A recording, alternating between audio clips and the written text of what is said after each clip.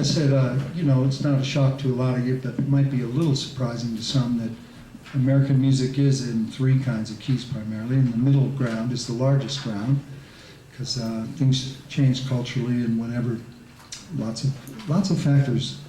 We won't go down that road today, because I often do, and it's not music as such, it's more a study of society. You know, how do we end up with rock and roll being the biggest selling music, man? Pretty surprising. Anybody know what the first, I can't resist one. The first year that rock and roll hit the charts so big that it actually had a #1 record. What? Yeah, 55, you're right. Rock Around the Clock, right? And what was that music? It was jazz. It was Western swing a little bit, and they had a steel guitar on every 8th beat. He would.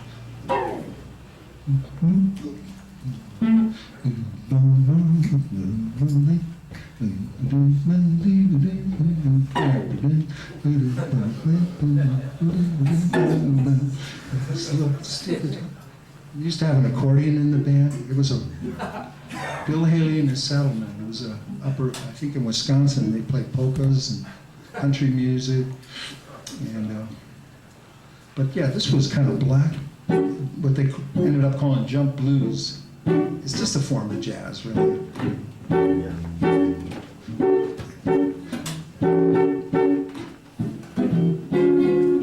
And it's really similar. But the new lyrics were, you know, for teenagers to clap along, and it worked out. So, but anyway,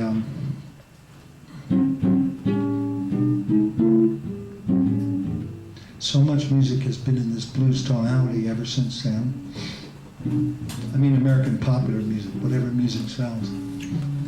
Could you play an example of the jazz blues show and maybe put in some of those related minor chords? You read my mind, because that's what I'm doing now. We're going to be in A, which is, of course, more of a blues and Chicago and rock key. Thanks for saying that, Dan. So I'm staying to a 3-chord format here until they turn around. Let's see if I can do it. Except we're going to have the companion minors.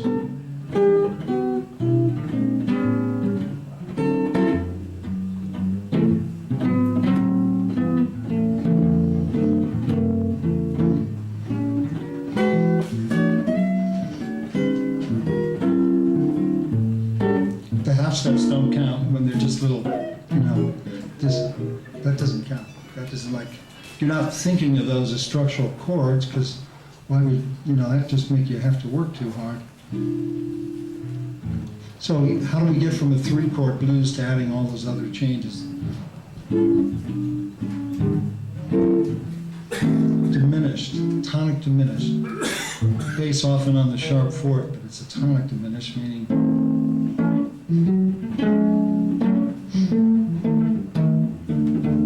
there's a certain sound diminished has. Nothing else has it. Flat 3rd and flat 5. So people started adding that in as an approach chord. So this is 1, another 1, 4, tonic diminished, 1. Half stepping into the companion minor, which is really 2/5 the 4, if you like to think of it that way. Anyway, here's the 4, another diminished, same diminished as before. The relative minor made into a dominant. Why are we doing that? Well, this is the 5 of the next chord, which is the 2. We'll make a dominant there, or a minor would have been all right. And here's your 5. It's like they took the 5 chord and they backed up, put the 2 in front of it, and blah, blah, blah, all the numbers. But it's all headed for that 5, which is headed for the 1, so you get a lot of this. So again, the second half of the blues, you might even, that's very common. Just playing the 7th chords now. I'm going to put some companion minors in there.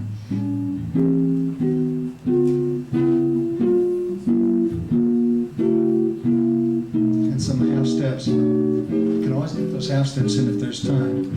Here's an old turnaround.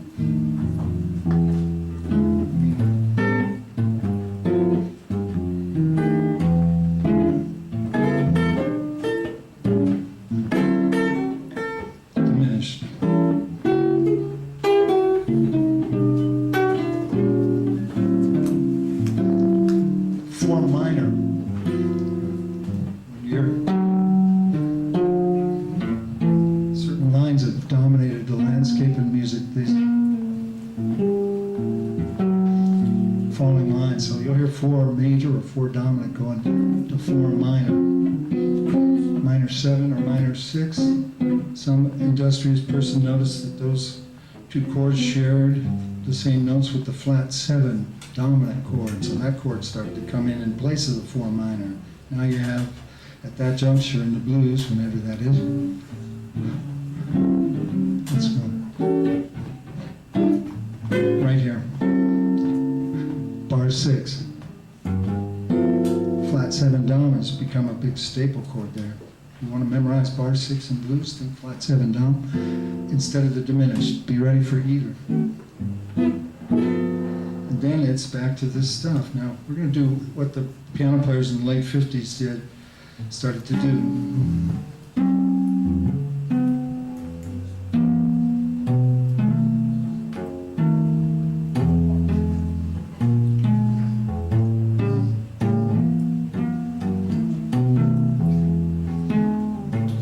That's the series of roots. This is a kind of a standard formula at this stage of the game. It's all headed for that 2 and the 5, which is headed for the 1. I think of it as the cycle of fourths. They like to call it cycle of fifths, which makes sense because each chord's the 5th of the next chord pretty much, except for that little half step. But it's back with those 3 and 6 and 2 and 5. So I memorize this stuff by the numbers. I'd say 1, 4, 3, 6, and then I test myself in all 12 keys, you know, different times, different days of the week. If you do it all in the same day when you're first getting started, a lot of that, unless you've got a real good brain, it's not going to stay, you know, it's too much information. So work in one key for the whole day till you just are absolutely superb on your clarity with it.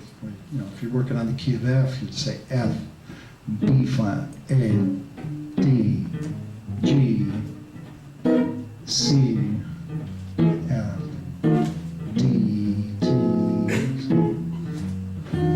So we'll do a blues in F here.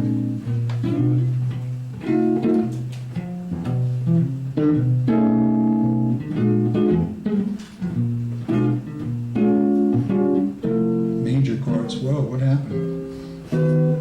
There's a style of blues that lets you get those in.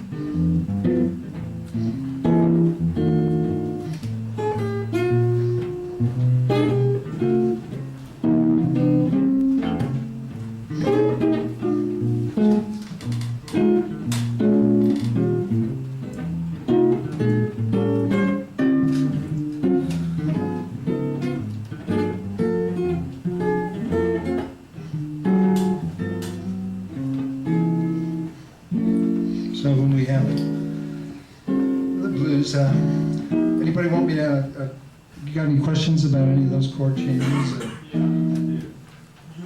I do. Would I be accurate to sum up to say that you're basically playing a very simple set of chords with which you're adding a lot of those approaches and diminished chords to it? Pretty much just the ones I mentioned are the ones that got, again, 1, 4, the diminished, 1, maybe a 5 dominant there. Half step down on that. It's not 5, it's a flat 5, because that's half step above up where we're about to go, the 4. Yeah, most of the approaches are 5 of where you're going, half step above, or the diminished chord with the same letter name somewhere in the fingering as where you're about to be. If you're going towards B flat, then irrespective of which bass note the sheet music may show it, as long as it has the B flat in there, it'll sound diminished.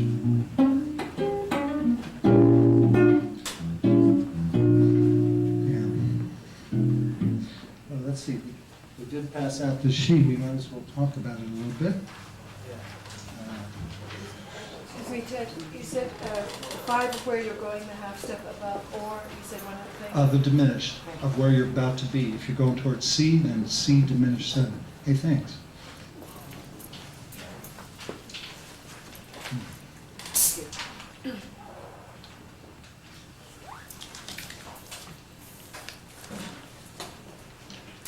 Any Anybody surprised at the sound of this little thin guitar? It doesn't sound bad, huh? Yeah, as long as guitar is hollow inside, it's worth giving it a try if you're looking for that sound. The Gibson ES330 type guitars, you know, they sound pretty good. Pickup's sitting here, this one's sitting farther away. Pickup's just a microphone, so this sound is amplified. Well, you can't really hear it out there, but this is a deeper sound than that. If you're playing, you can hear the sound get deeper and deeper. We could put a pickup right about there. Wow, what a sound that would be. Sometimes you'll see those formerly $15 special pawn shop electric guitars with the dots about this big, and the neck might be sitting this high, but the pickup's that high too, and it might have 16 frets, you know, so the pickup's way out here, and you get a great sound if you can push the strings down. Super. Before they were worthwhile.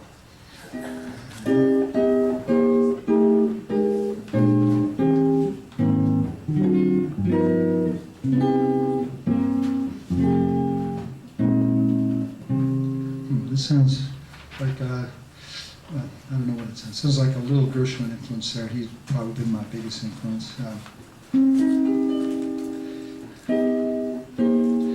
This is a study in descending lines in minor. It's a common thing loved by composers, this sound. Take a minor chord, and whether you have other notes in the minor is not the issue. It's that it has to have a root to get the major 7 next and the minor 7, and the lowered 7, which makes a minor 7 chord.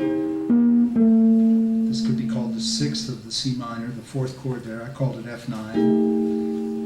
As you may know, I'm sure all of you have run into, if you're studying chords, that chords have more than one name when they're only 4 notes into their 3 notes. Gosh, they have a lot of names.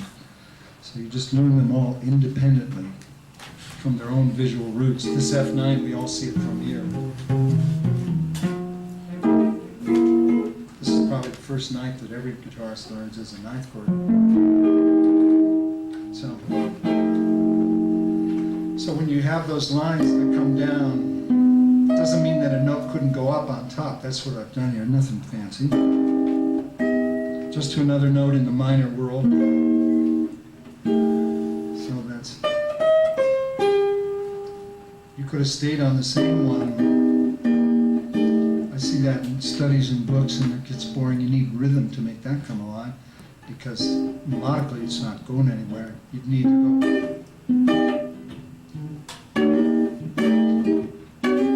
Dip in the chord too, this where he dips inside. If you bought a book and you love the book but the melodies aren't knocking you out, make them happen yourself, you know.